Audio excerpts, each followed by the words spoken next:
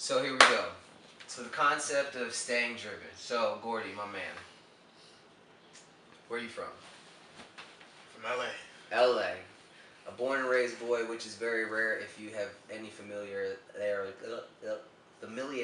with the LA area. People come here or leave here. So to have somebody that's connected, as humble as he is, man, that just speaks wonders about this dude's image and characteristics. So I gotta throw that out there. How old are you? 28. 28. What would you say your profession, your career, when somebody says, Gordy, what do you do? What is your answer to that? I'm an artist, and my job is to make people believe. Okay. Elaborate. What do you make them believe? Um, Believe in anything I say I'm going to do or that I do. So, you know, my son of an entrepreneur or artist is somebody that their job is to make people believe. Like, that's all of our job when you become an entrepreneur, is to make people believe in what you're doing. So that's my job. Like, when I first started doing the hats, it was an idea, and I made an idea turn into people believing the idea. Yeah. And that's all what we're doing, even with this podcast. I believe in it, but the masses, is the job is to make the masses to believe in it. And once you make the masses to believe in it, that just lets you know your art, you're doing well at your art. For me, like when I make a hat and somebody be like, "Oh, this is dope," I did my job. I made them believe.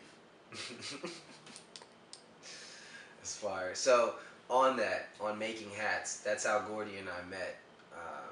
For those that don't know, that will know, Gordy is the owner and founder of UTM, which is Urban Trademark, and he does custom hats, he does apparel, go bands. I mean, the brand has expanded since I've known him.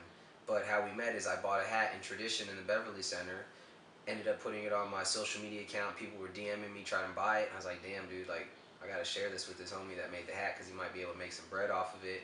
Let him know. He was like, dog, they're only one of ones. And I was like, oh shit, like that makes it even that much better.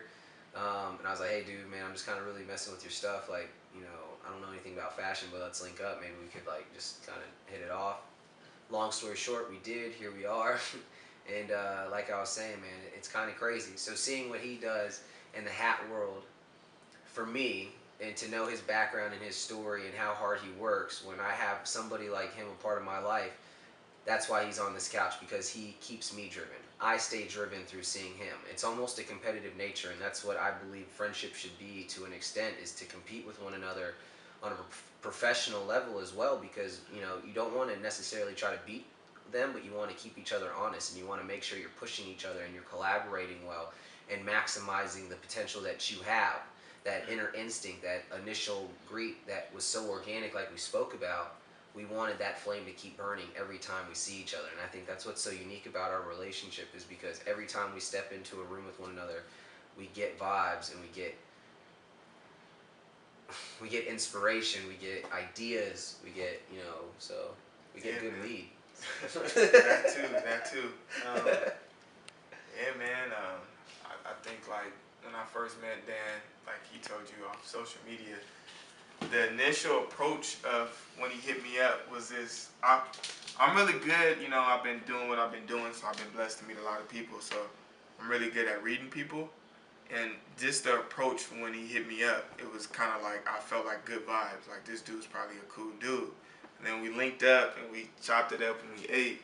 Then it was just like that vision that I seen initially from that DM kind of like manifested. Like, oh, bro, it's definitely A1. He's dope. He's cool. And like he said, man, ever since we've been gelling, I mean, we just been bouncing off energy, and the energy's only been going like good.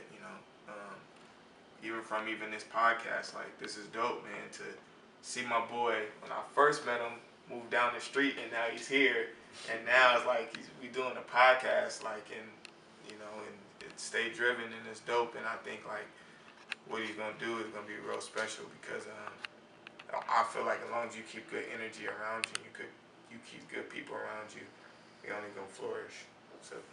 So when Gortier wakes up in the morning, man, what does he tell himself to stay driven? Like, what is your mentality? What is your source of inspiration now that drives you to keep doing it and wanting to do more, to climb higher? What is that? Is there a message that you tell yourself?